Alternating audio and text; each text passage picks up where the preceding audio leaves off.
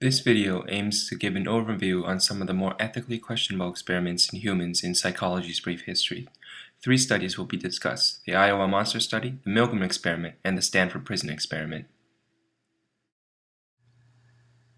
Originally conducted in 1939, the Monster Study was a probe into how children's feelings, attitudes, beliefs, and thoughts affected the onset of stuttering in speech.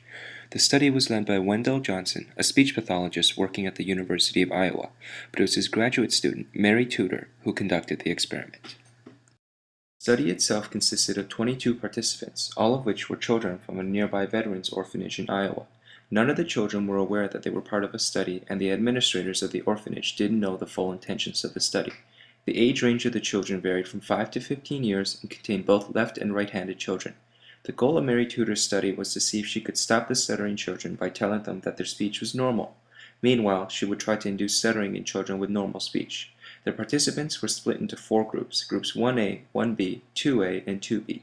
Tudor and a team of graduate students listened to all the participants speak and graded their speech from 1, poor speech, to 5, excellent speech.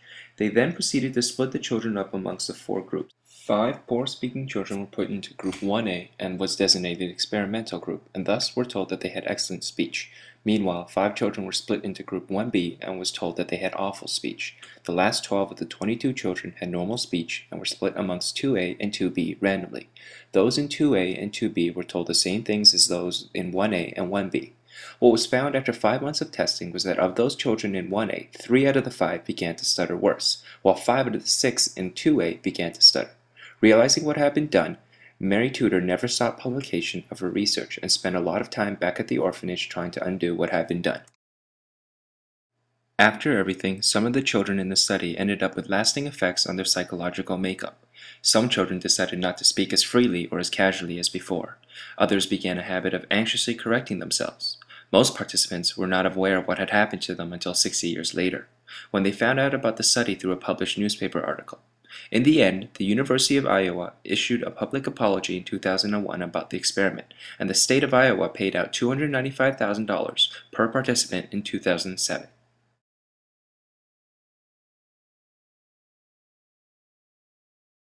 I mean, who's going to take the responsibility if anything happens to that gentleman? I'm responsible for anything that happens here. Continue, please. The son of Jewish immigrants, Stanley Milgram, a psychologist at Yale University, was curious about why ordinary people would act callously and inhumanely to commit war crimes. And so in 1961, Milgram launched one of his most controversial experiments to view the psychological effects authority figures have on obedience.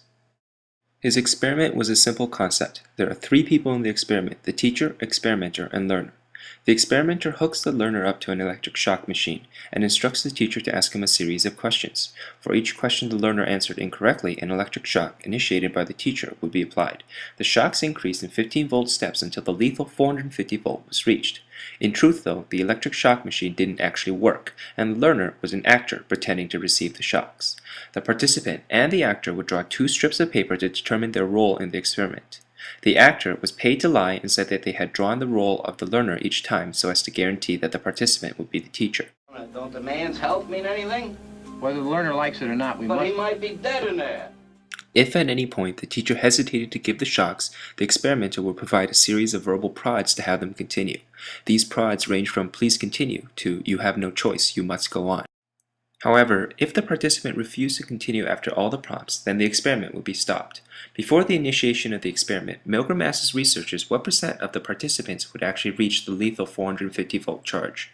His researchers all concluded that only a small 1% of the participants would do it, and they would most likely be psychopaths. What they found, however, was that a staggering 2/3 of the participants all reached the lethal voltage. Though the experiment didn't produce lifelong results to the participants, many admitted that the experiment had been one of the more traumatic experiences in their life. Milgram's experiment has been a topic of much controversy in terms of scientific research ethics. Despite this, many former participants wrote back later to thank Milgram for letting them participate in the experiment. Just a prison that was run by psychologists instead of run by the state. Perhaps one of the most controversial human experiments conducted in the last century was the Stanford Prison Experiment.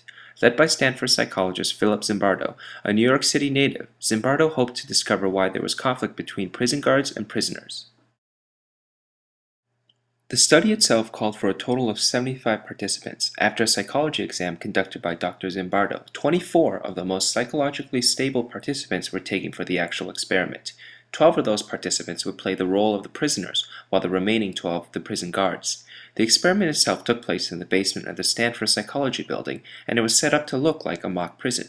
The entire experiment was set to last 7 to 14 days. In order to increase the realism of the experiment, the prisoners were all arrested from their homes by real policemen and escorted to the local police station, where they were fingerprinted and had their own mugshots taken. Afterwards, they were transported to the Stanford Psychology Building, where they were strip searched and given a prison uniform, which included their own individual number, of which they referred to for the rest of the experiment. They were then transferred to their cells, which held 3 prisoners each, and they were required to stay for the duration of the experiment. Meanwhile, Zimbardo played the role of the superintendent of the prison, while one of his graduate students played the role of the warden. Each prison guard was given a full orientation before the prisoners arrived, and were also given their own uniform, which included a pair of sunglasses to avoid eye contact, and a wooden baton, solely used as a prop to increase their authority. For as long as the cell's blockaded, you're going to be in solitary when you get out. What Zimbardo found was that many of the prisoners and prison guards had internalized their roles, and as the days carried on in the experiment, many of the punishments the prison guards doled out became more and more abusive and aggressive. Prisoners began to show signs of extreme stress and anxiety, and because of this, many had to be let go early. Zimbardo himself was not exempt from some of these transformations the prisoners and guards were experiencing. He himself began to really absorb his role as the superintendent and began to allow more and more abusive and aggressive punishments. It wasn't until one of his graduate students, his then-girlfriend Christina Maslach, who saw the appalling and morally deprived conditions of the mock prison that the experiment was shut down after just 6 days of operation. Though none of the participants walked away with any permanent trauma or damage, the experiment represents one of the darker and more extreme experiments in the history of psychology. Now I never meant to do you wrong, but that's what I came here to say.